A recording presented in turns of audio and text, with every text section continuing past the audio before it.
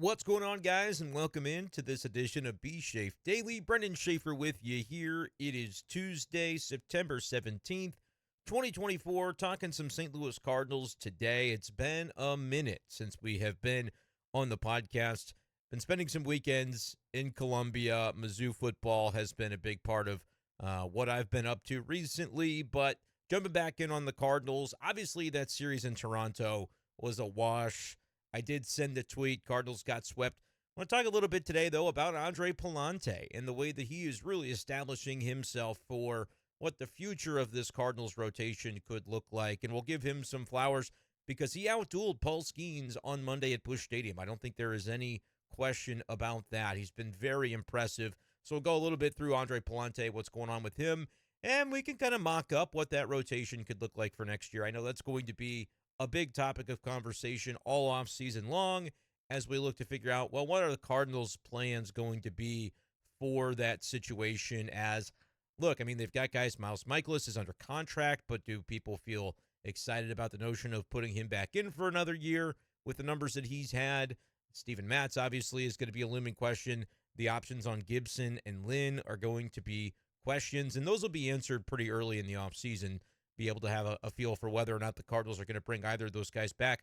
But as all of this is going on, I mean, Andre Pallante, ever since joining that starting rotation, his numbers have been really, really sturdy.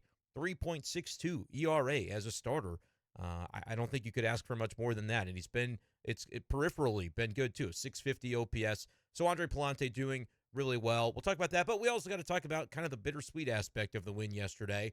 Cardinals were officially eliminated from NL Central contention. That's right. The Brewers, yeah, it's their division. The Cardinals are eliminated. Technically, the Brewers have not clinched. They still have to drop the Cubs off that list. I think the magic number is 2 for Milwaukee, but we've known for some time that the division was not in play for the Cardinals, and now it's official, so we'll give the moratorium on that. However, the moratorium, I think I meant post-mortem. Sometimes you talk and words come out and you go, where is this sentence going? It's a Michael Scott sort of thing.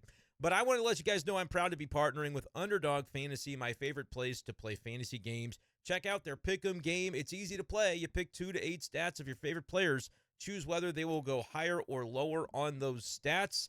And it really is that easy. You can sign up now for Underdog Fantasy with promo code b-schaeff. It's right there on your screen. Make sure to spell it right, too. You can claim your free pick and your first-time deposit offer up to $1,000 in bonus cash when you sign up with that promo code b-schaeff. And this week, Underdog's got it going on. CeeDee Lamb free pick. There was one of those last week, and if you're a football fan, this is a great way to jumpstart one of your pick'em entries on Underdog.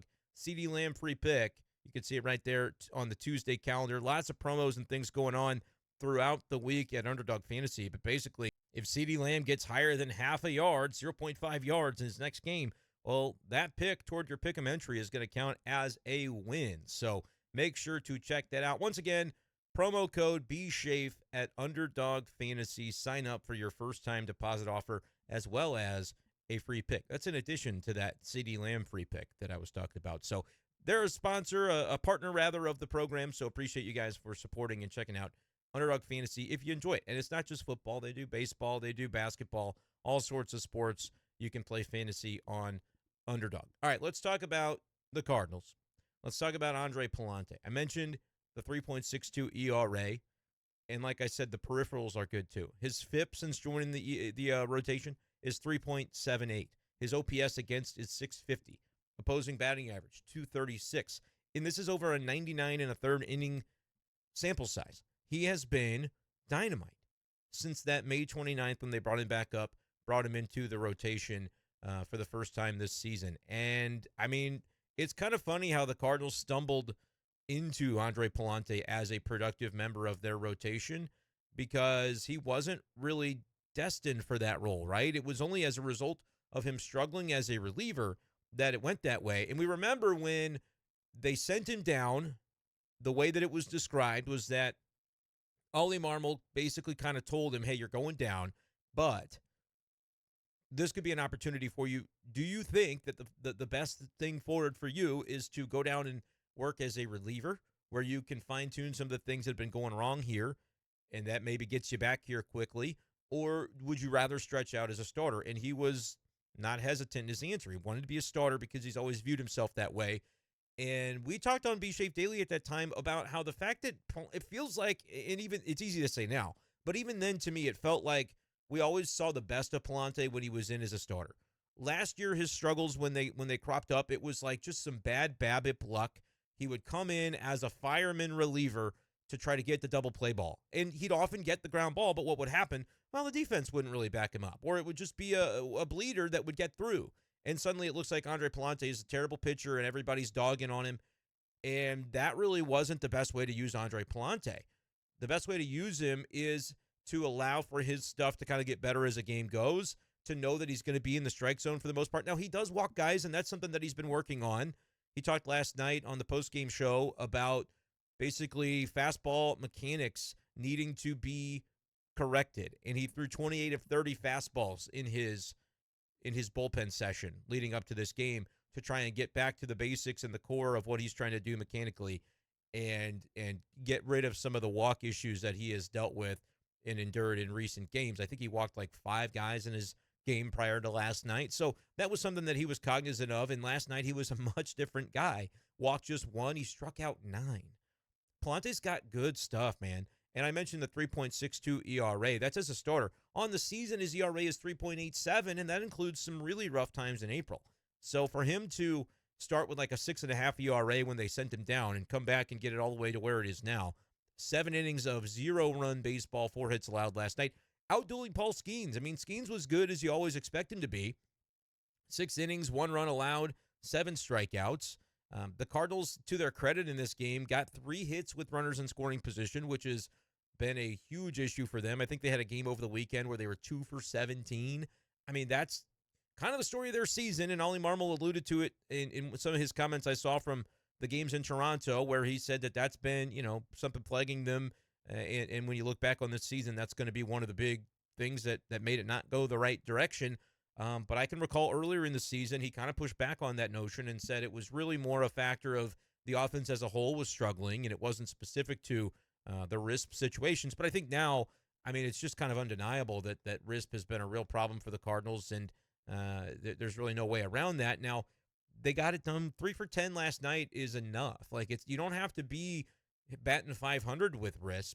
It's the 2 for 17s that really are the games that you're going to look back on and say, man, that's where we went wrong. Because if you lose those 4 to 3 games while having that many opportunities with RISP and you're not able to come through in more than 1 or 2 of them, you're going to look back and say this season was lost on this stat. They're 226. I was taking some time to look it up. A 226 average with RISP on the season. That ranks 28th in baseball, man.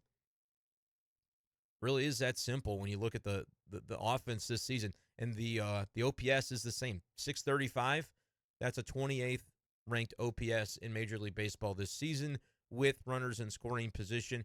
It's not that the Cardinals have been an overly productive offense in general, but they're 21st in OPS overall. 696 OPS overall, and I think even batting average might be a little bit better than that. Yeah, they're 13th in baseball in overall batting average. It's been specifically, and there's maybe you would say, hey, there is a reason for that. It's coaching. It's, they're pressing, whatever it is. Whether there's a rhyme or reason or not, it's undeniable that's been the situation for this team, that they have not been able to come through in those situations. If you look at, I'm trying to sort some of the stats here on MLB.com. They're 8th, basically tied for 6th in baseball in bases empty situations. Now, that doesn't count what happens leading off an inning, but they're a much better offense when the pressure hasn't been on. And there really is, again, there shouldn't be a rhyme or reason for that, but it sort of is the way that it's gone down for them this year. But that's kind of what killed them over the weekend. They did come through yesterday. They win at 4-0. Was good to see those 2 things. Pallante pitched so well, and we'll talk in a little bit about what that can mean for next year. I know what I think it should mean. What do the Cardinals think it should mean? I guess it's going to be the real question. Shouldn't be a question, but we know the way that they've operated in the past. They've looked for reasons to box out guys like Pallante. When you make decisions in November, December, it's never been, hey, let's go with the internal option who, he's going to go through some fits and starts where it doesn't look great, but that's every pitcher, and it includes the veterans that you're going to go out there and and probably spend money on. So it shouldn't really be a question of Andre Pallante for 2025. But we'll get into that. Ollie Marmol, though, praised him last night. Let's listen to some audio courtesy of Bally Sports Midwest from the Cardinals skipper after Andre Pallante's great game last night. He did everything the Cardinals could have hoped for, and that's honestly been the story for him all season since joining the rotation. Overall, man, he just attacked the zone. It was a lot of fun to watch. You talk about growth, and you look at Pallante last year, you look at where he's at today, and he's done a really nice job of every outing just targeting something about his game that he can improve on and just taking a small step forward, a small step forward. We talk about the running game or first pitch strikes or the sinker and landing that, but this is you talk about process and seeing a ton of improvement and development in one of our starters, and Pallante is the poster child for it. He's done an incredible job of just being a better version of himself every time out. He's a worker, he's a process-driven guy, and a lot of credit to, a lot of people in that pitching department, but also the mental side of this to get him where he's at. But this guy's done an incredible job. That game against Skenes right there is hella fun to watch. Love that from Ollie Marmol. Hella fun to watch. Yeah, it is hella fun to watch. Andre Pallante doing his thing. And again, he's a guy that was kind of written off, counted out. When we talked in the preseason and the spring training time period about rotation candidates, his name didn't even come up, right? It was Zach Thompson. It was Matthew Liberatore. It was Robertson. It was Kloffenstein. It was that group. We kind of thought, okay, Pallante doesn't really fit in the bullpen, but there's a utility to that role. And I thought for the team's benefit it could work out, because it is nice to have somebody that can get you a ground ball when you need it. But I guess in the game today, swing and miss is such an important aspect. Sometimes to just have a guy that's going to come in and try to clean up somebody else's mess, I don't know. I don't even know if it's fair to that player. I don't think it was fair to Pallante, because there would be times where he would do his job, but the role didn't suit him necessarily. And even in the games where he is struggling with walks and command, we've seen him as a starter be able to then, okay, it's his own mess. That's at least equitable. That's fair. He's trying to clean up a mess, but it's the one that he made by walking somebody. And I feel like that, from a mentality standpoint, is an easier thing to do as a pitcher than have to come in and clean up somebody else's mess. But Ollie mentioned all the things that I think I totally agree with in terms of Pallante going out and trying to improve one thing each time. For a while, it's been, what can he do to improve against right-handed batters? He basically said last night, there were times, especially prior to him kind of going back down to Memphis to work things out, where he just didn't have anything for right-handed batters, and has worked on a two-seamer to be able to combat them and just to command his fastball and find ways to be better against righties has been a big part of his success. Now, he's not been perfect against righties this year, but they're hitting only 262 with a 374 OPS against him on the season. And those numbers are inflated by how much he was getting killed. I think it was probably 1,000 or better OPS in April when he was a reliever. But against lefties, he's still been dynamic, 590 OPS against. So for him to be able to work on that, and then in this start, it was clearly like the command aspect of it. He had walked a bunch of guys in his last start, didn't want to continue to do that, and so as a result was able to find the improvement that he needed and only walk one guy last night. But to have 9 strikeouts, and look, the last strikeout that he had in the 7th inning, it was on pitch number 100 if you were watching the game. It was outside. But when he's commanding the zone as well as he did all night, 68 strikes on 100 pitches, that's a pretty good margin. You want to be in that mid-60s range, and he was at 68 out of 100. Umpire gave him the benefit of the doubt with 2 runners in scoring position, and that sometimes you get the benefit of that. We've seen a number of times the Cardinals have those calls go against them. That time they got to be the beneficiary of it, and it sealed a very productive day for Andre Pallante. So for me, he's in the rotation next year. Like, there's not even anything to doubt or discuss when it comes to that. Let me know what you guys think out there, but it just wouldn't make sense to me, especially if you decide, okay, we like Gibson, we like Lynn, but the money is going to be a factor, and we're going to have to either spend that money elsewhere or not spend it if we're Cardinals ownership. And we know that there are some conversations about what the payroll is going to look like next year. So if that's the way you're approaching this offseason, and you've already got guys like Michaelis and Matz that you're going to have to pay, even if you trade them, you're going to have to eat a pretty good chunk of that money to get rid of those contracts. Just my opinion. And so if that's the case, why would you not take this ready-made guy who's going to make like $1 million and have him just be slotted into your rotation for 30 games? Even if his ERA isn't 3.6 like it's been this year, maybe it's 4.4. Okay, that's, whatever, but give this Pallante kid an opportunity. He turns 26 tomorrow. Make sure to wish Andre Pallante happy birthday on Wednesday. But, he's a guy that he's got youth still. He's growing and developing as a player and is showing a ton. So I'm not going to look at Andre Pallante and then, like, I think a lot of people have the tendency, or at least the Cardinals had the tendency to do, when it seemed like every time you would have a bad game, it was like, oh, here we go. They're going to bring back Matz. They're going to bring back Lance Lynn over him. Just never made sense, man. Let the guy have a bad start every now and again, because he's the type of player who has a work ethic that's going to target improvement for exactly the things that he needs to be better at the next time. That's what Andre Pallante brings to the table. He is a quintessential Cardinal. Like, with all the characteristics and attributes that I hear Cardinals fans talk about admiring, Andre Pallante is that guy. I'm telling you, he is absolutely the Cardinal that you want to get behind, and he's the guy that's going to work, and he's a guy that's going to take his role seriously. And it's not to say that others don't, but like I say all of this to pump Andre Pallante up, because that is the type of player that he is, and Cardinals fans, I think, should want to get behind this guy. Let me know in the comments if you agree as it pertains to Pallante and what that 2025 rotation could look like. Look, I mean, Sonny's going to be in it. Fetty's going to be in it. Those are the guys that are under control and you're paying and are semi to very productive. And then Pallante, that's your three that I would say guarantee lock them in.